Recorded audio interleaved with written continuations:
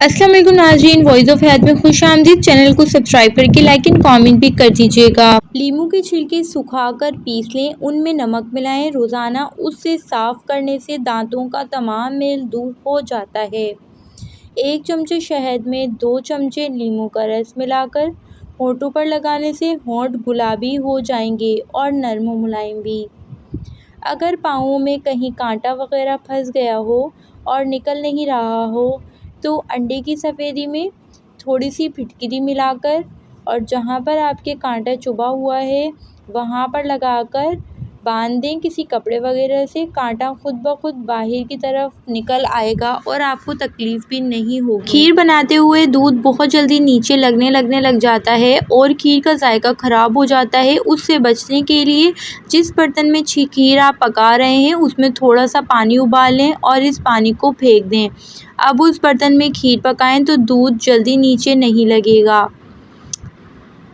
दही में लीमू का रस मिलाकर चेहरे पर लगाएं। खुश्क जिल्द वाले ये ज़रूर एक दफ़ा ट्राई कीजिएगा। जो आपकी खुश्क होने से स्किन आपकी उतर रही होती है वो चेहरे से आपके सारे ब्लैक हेड्स वगैरह ख़त्म हो जाएंगे और आपकी स्किन बिल्कुल नरम व मुलायम हो जाएगी।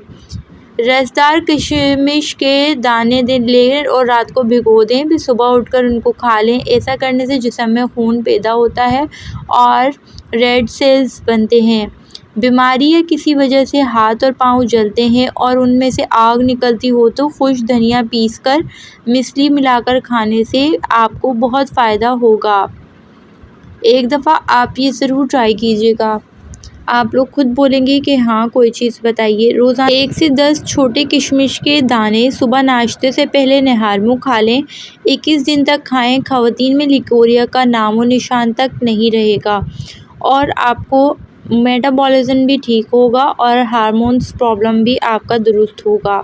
तो ये थे कुछ आज़मूदा टोटके जो कि आपको अच्छे लगे होंगे और मज़ीद इस तरीके के टोटकों के लिए आप हमारा चैनल विज़िट कीजिए, आपको बहुत हेल्प होगी। सो आई होप आपको वीडियो अच्छी लगी होगी। चैनल को सब्सक्राइब कर दीजिएगा। मिलेंगे नेक्स्ट वीडियो में। टिल देन अल्लाह हाफ़िज़।